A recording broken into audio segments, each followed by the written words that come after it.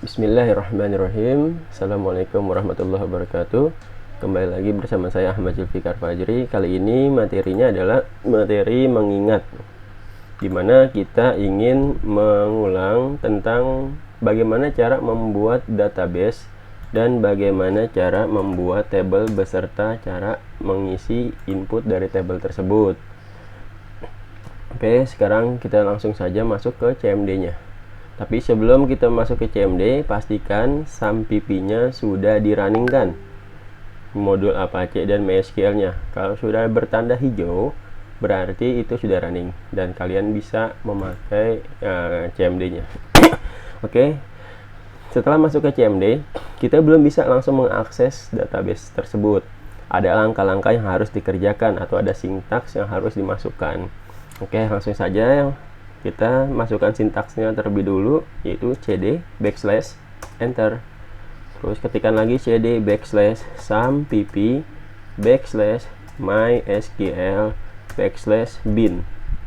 Oke, setelah masuk ke sampp mysql bin, ketikkan lagi mysql min u root, enter. Nah, setelah ada tulisan welcome to the MariaDB monitor, berarti kita sudah dapat mengakses database-nya. Oke, dalam hal ini kita ingin membuat database baru. Cara membuat database baru adalah create database, terus nama database-nya, misalkan namanya adalah contoh 1 titik koma.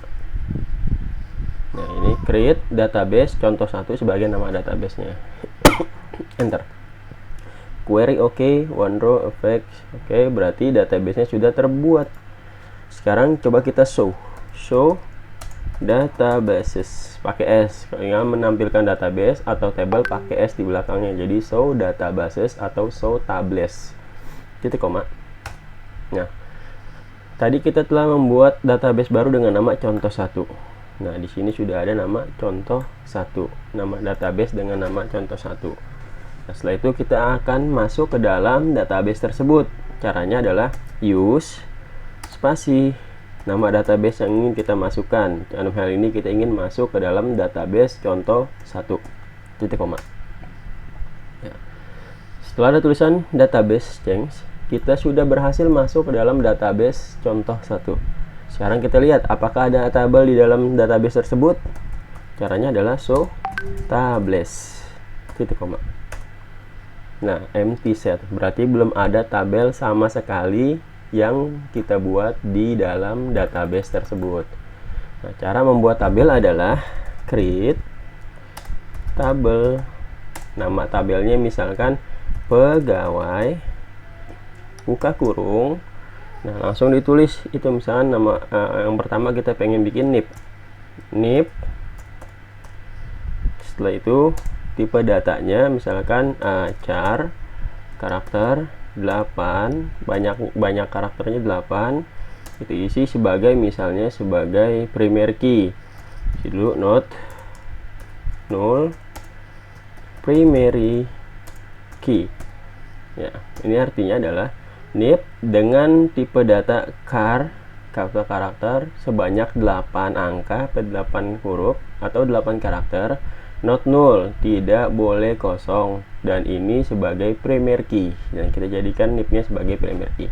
Setelah itu kita tulis ada nama, misalnya nama file berikutnya ada nama dengan tipe data varchar dan banyak karakternya misalnya 20. Oke, koma lagi. Setelah itu ada lagi namanya misalnya jabatan. Nama kolomnya jabatan, kita masukkan jabatan, tipe datanya varchar, buka kurung sebanyak misalnya 10 karakter.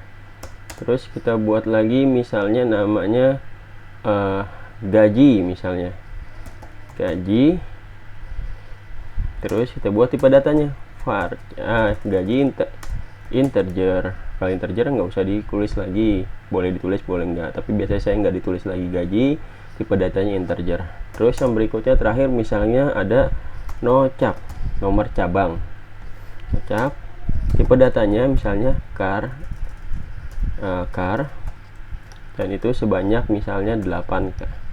Tipe datanya char sebanyak 8 karakter.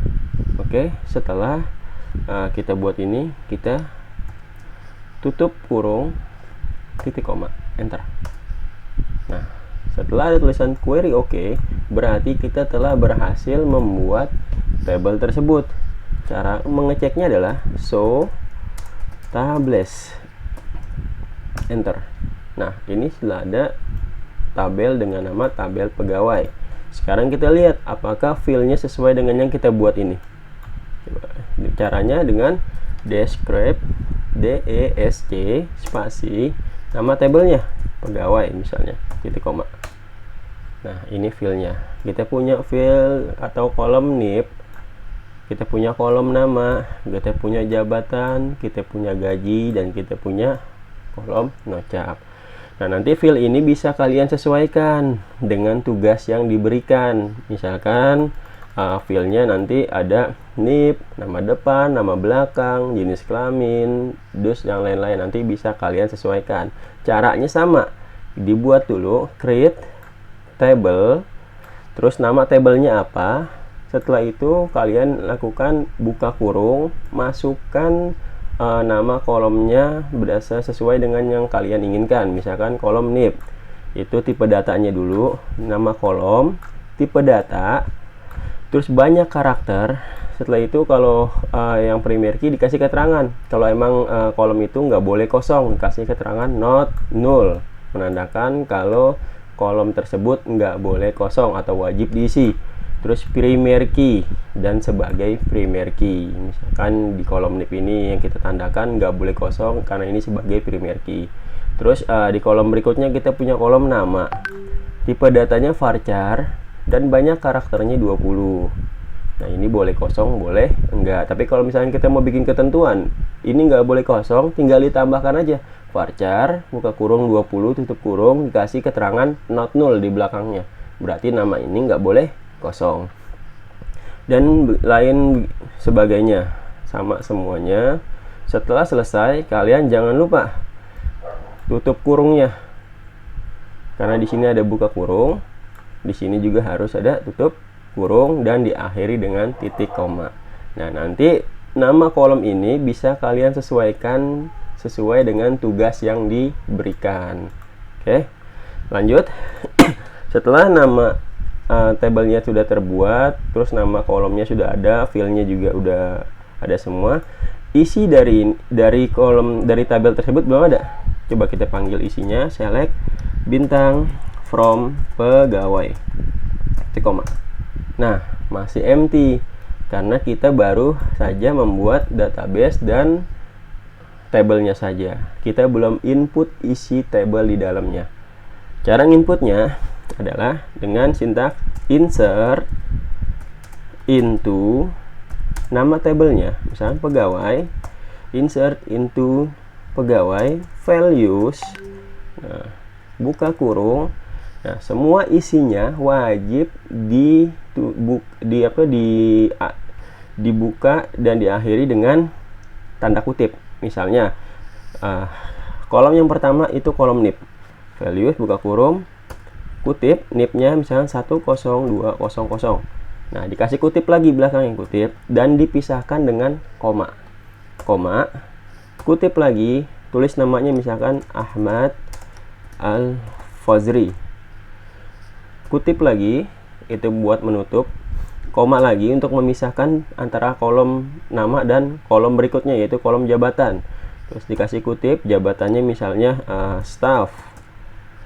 Oke, dikasih kutip lagi, ditutup, kasih pemisah koma, buka lagi kutipnya, ditulis kolom berikutnya itu kolom gaji misalkan 4.500.000 23. Oke, dikasih kutip lagi, dipisahkan dengan koma.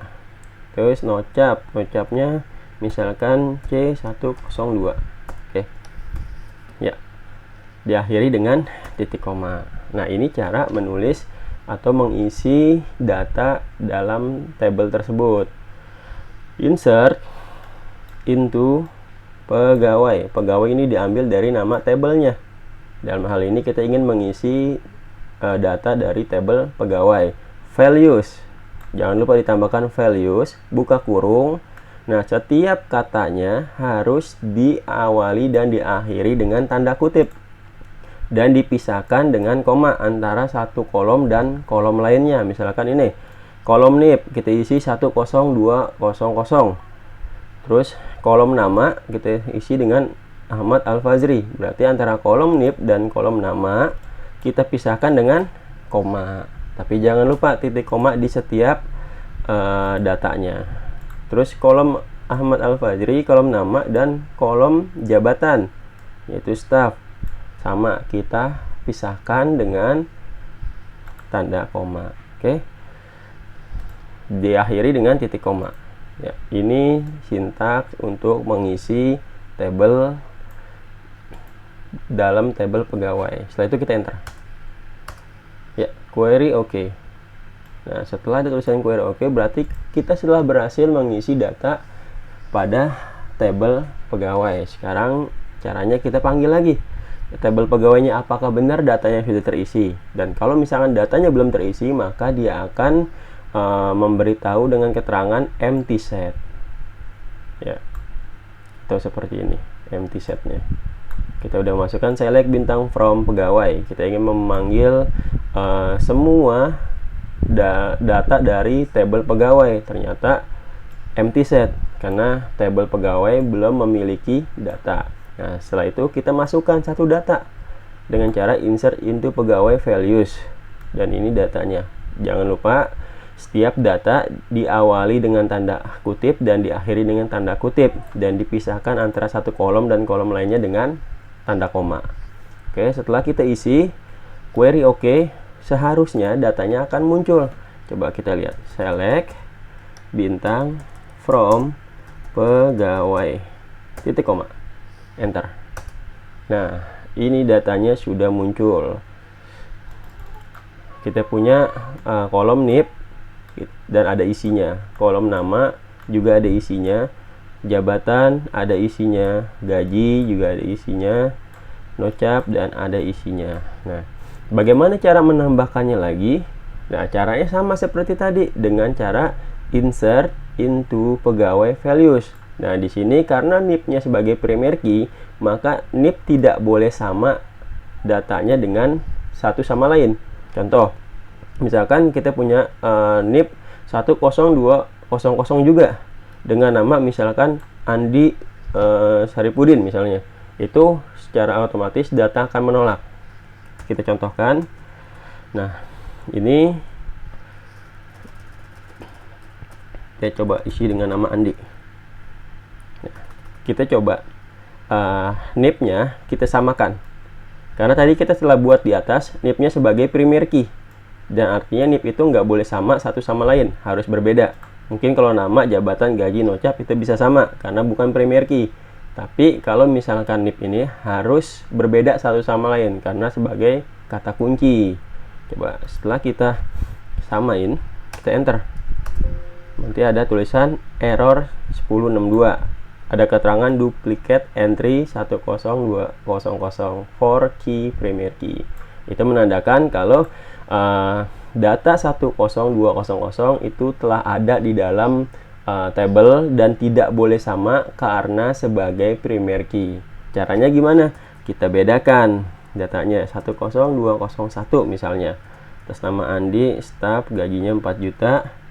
Terus nocapnya 10C101.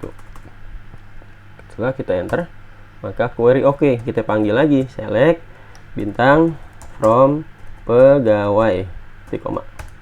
Nah, telah masuk datanya. Oke, paham ya?